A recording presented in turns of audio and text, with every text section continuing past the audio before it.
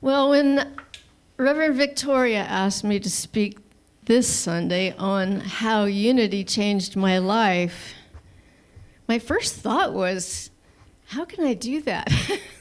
It's like, there has been so much change happen in my life due to unity. And my whole life now is in a new trajectory that is so connected to unity. It's like the allness of it was too big. But I think that I can break it down for you. A little background about me. When I was young, I was probably 12. My father joined my whole family to the Woodland Chapel. So my next 3 years was steeped in metaphysical topics. And my father could speak of nothing else but metaphysics. He read all the books and experimented with ideas, and so we were definitely a steeped in metaphysics family. Later, after only about 3 years, I guess, we moved away to Texas. But when we came back, my father actually studied more and became a religious science minister and had a church in Roseburg. But of course, I grew up and went off and had life happen. And it didn't really encompass a lot of spiritual training, although I married into a person who was in Eckankar, and so we did that for a while. But otherwise, I just lived life until we moved back to Salem. And when we did that, it was about 1997. The first church we went to was the Woodland Chapel, of course, and since I had been there as a child. And the second church we went to was Unity of Salem. And we're thrilled with the welcome we had here. The feeling that we could just become a part of a community right away. It meant so much. So we joined, and we happily did that. But I can tell you another part of our move to Salem was that I married a chiropractor. And once he graduated, we moved here to buy a practice and move into the house that the practice was in. So I had quit my job and in San Jose. I was living in San Jose at the time, and I was in sales, and I was making good money. I quit my job, cashed out my 401k in retirement, and sold the house I owned in San Jose, and we moved up here and put all that money into the clinic. And as a matter of fact, we had to pay another chiropractor to take care of the patients of the clinic that we bought until my husband could get his license. So that only happens certain times of the year, so we had to wait. Well, we burned through a lot of money. And so it became apparent that I had to get a job, and I got a sales job at a computer store in Salem, which sold Macintosh computers. And you'd think that was really perfect timing because it was just when those juicy colored iMacs came out. And so we had people lined up, and sometimes when the store would open, to come in and buy them. But the problem was the margin on every computer for the store, not just for the sales reps, for the whole store, was $100. And so we sold a lot of computers, but didn't make much money. And I'm just gonna tell it like it is, or was. My expenses at home and for the clinic was about $4,000 per month. And my income as a sales rep at that computer store was $1,000 per month. So I was really glad to have a lot of credit, and I had a number of credit cards, and they were sending me checks. You know those checks you fill out? And so I was living off of that, and every time we'd need anything, groceries, gas, we'd pay with a credit card until our payments on the credit card were so high that actually we were hitting our limit on each one. And so I was running out of space. There was just like, I couldn't keep doing that. So we were at a crazy spot when Unity of Salem offered an abundance class. And so I took it, and the abundance class required tithing. So out of that $1,000 each month, I was paying $100 in a tithe, willingly, lovingly. And the abundance class, it had a number of developments or weeks of different ideas about abundance.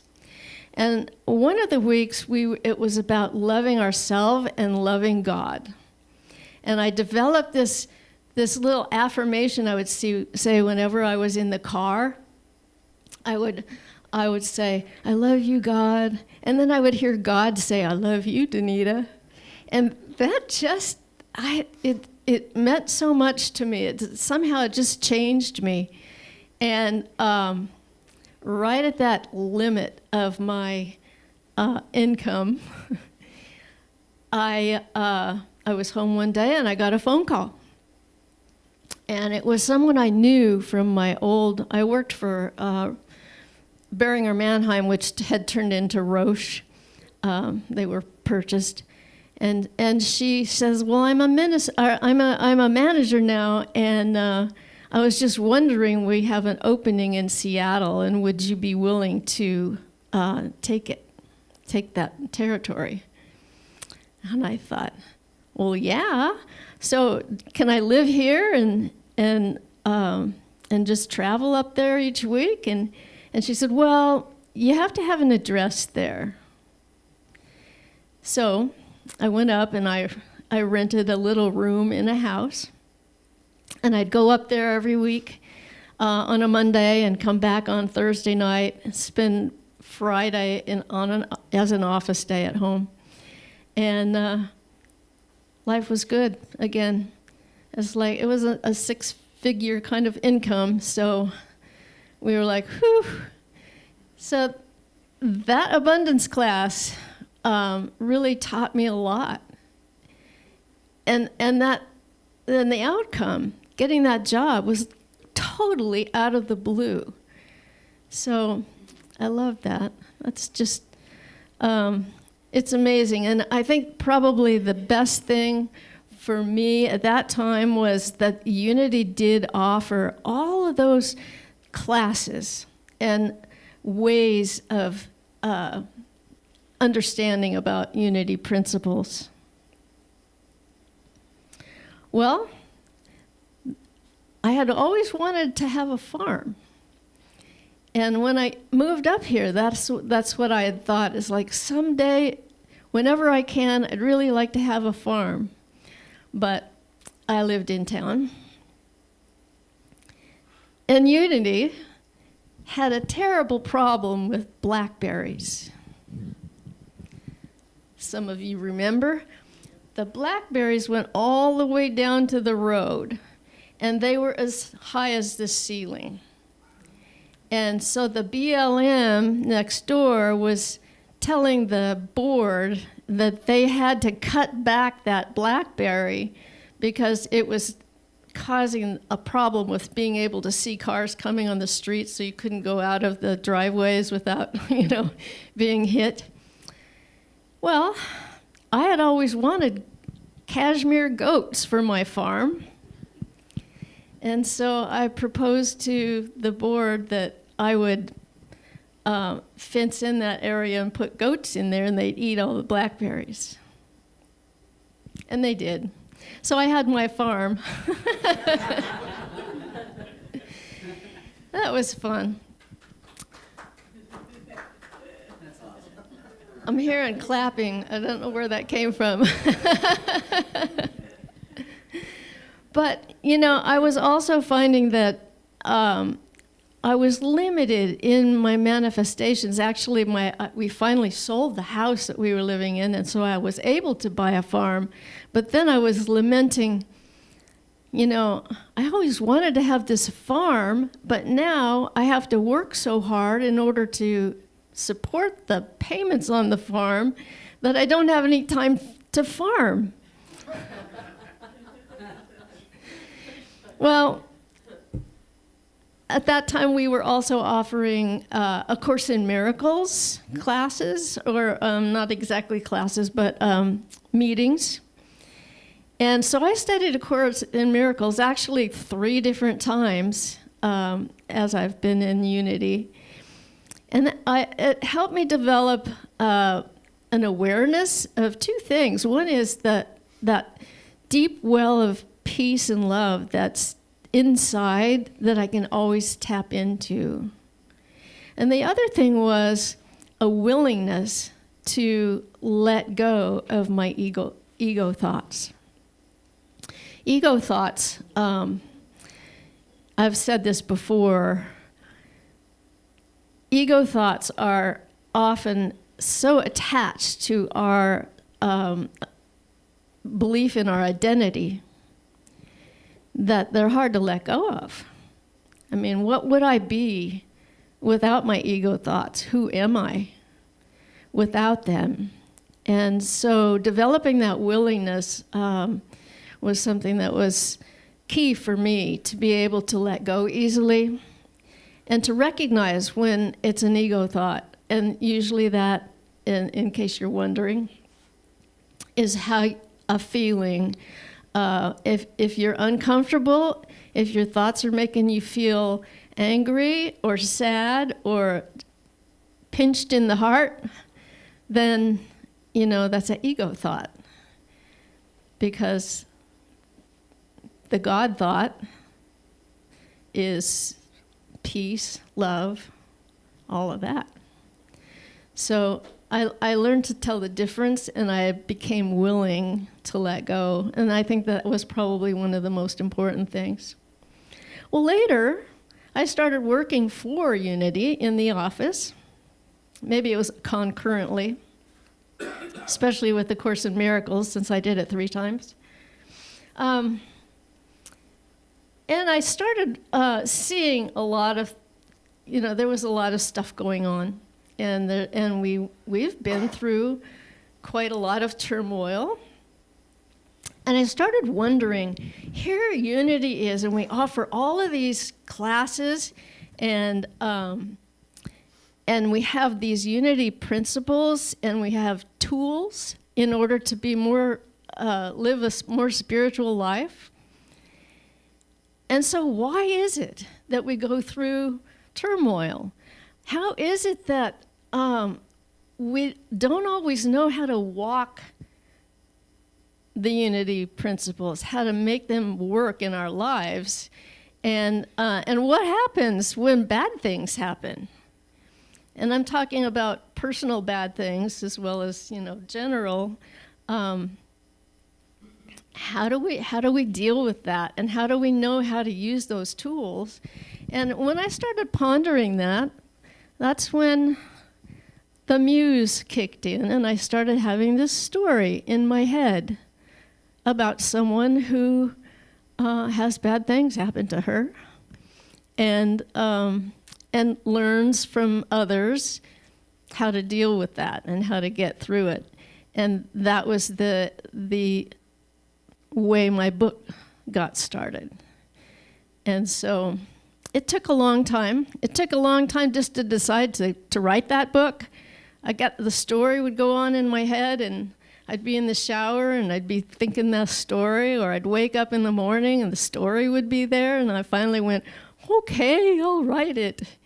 But then when I finally did, it was a realization. I remember walking up to Georgie. We had talked about the book already, and I thought I had finished it. Actually, I ended up revising it for over a period of 3 years afterward. But at that point, when I had a book, I said to Georgie, I'm the light of the world.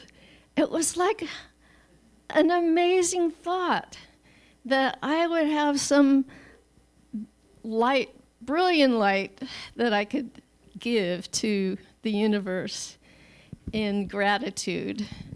And so that was wonderful.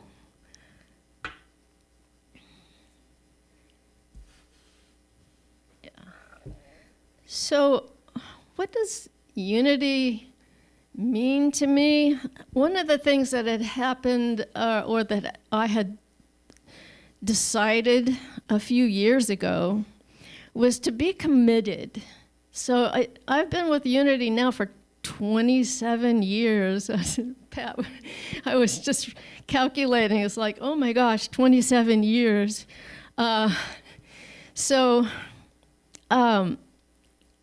There was a point, though, where I actually made a commitment. And the commitment was to my spiritual growth, with Unity as the platform for that spiritual growth. And to giving and to the community. So I actually declared to myself one day, I will say yes.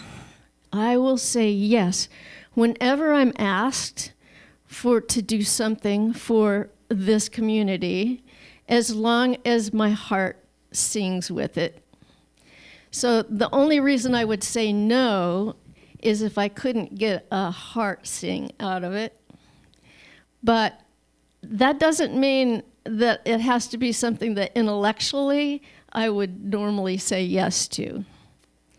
So I learned to distinguish that. But I've done so many different things now for Unity.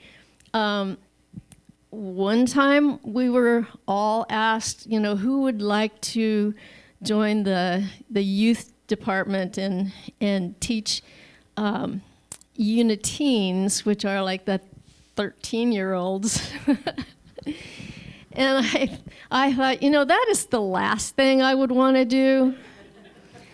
Because I was a terrible 13-year-old. And, but then so I asked myself, okay, would I, they'd say, go into your heart and ask, is this something you would like to do? And I go, okay, I'll ask. And sure enough, the heart said, okay, yeah, let's do this. So I did. And that was very satisfying to me, and I was really glad that I had had that experience with the teens. As you probably know, I was kind of asked to clean the bathrooms here for a while, and I did that for more than a year. And that was another thing where it was like, it's not exactly what I would have chosen, but I just had this heartfelt feeling like, yeah, I can do that. So I think that is one of the things that has meant a lot to me, to be able to be that committed, and it's kind of like a dance that you do with a commitment or a relationship, any relationship, where you're going back and forth. You're giving, you're receiving. You're giving, you're receiving. And that's what makes it juicy. if you don't, if you sit back and go, well, let's see how this goes, then it doesn't go deeper and it doesn't feel as tremendous. So for me, this is tremendous. And so the book developed. I finished the book. I'm looking around, and I think almost all of you were here when I had the launch. Maybe not even almost, just about all. And now, here I am. I am an author. I am a speaker. And now I'm starting to speak at other churches. I just spoke at the Hope Home Center here in Salem last week. And that went wonderfully well. And so I am a whole new person. I have a whole new trajectory of how my life is going, all through working through the tools of unity of Salem. And so I guess it's what unity offers in terms of principles, in terms of structure, in terms of community. All of that is so important, and it brought me to where I am now. I'm living in gratitude now. So it's time for us to maybe do a little bit of meditation. I'll go ahead and lead you in that.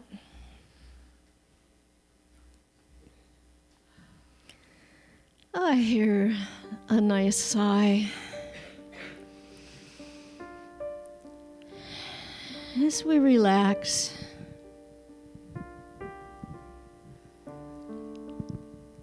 let your awareness drift down to your heart space.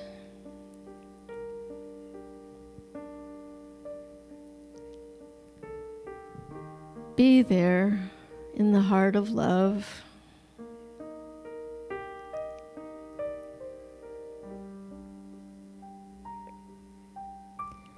And let that love expand. Let it move through you and spread among your neighbors, within the room.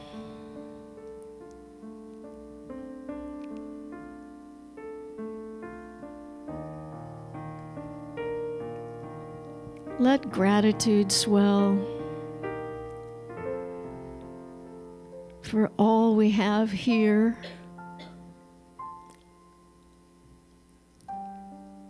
All the support for our growth.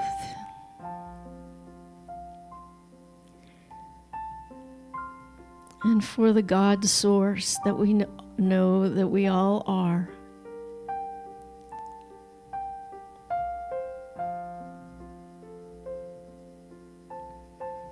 You are loved. You are loving. You are love.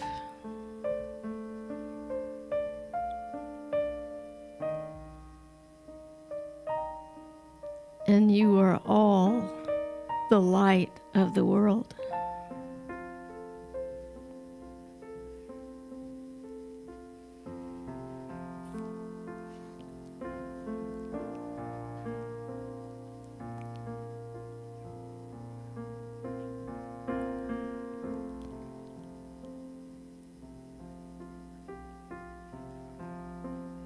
Appreciate the beingness.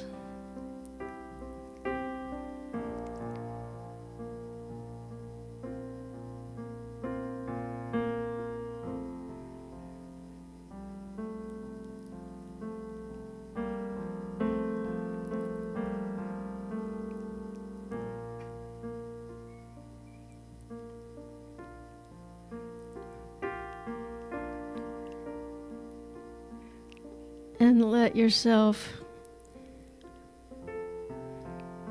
gradually move back into an awareness of the room.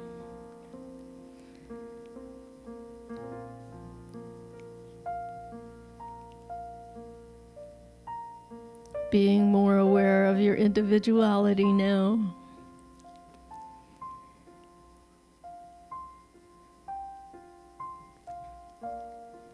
As you open your eyes and feel fully present here and now.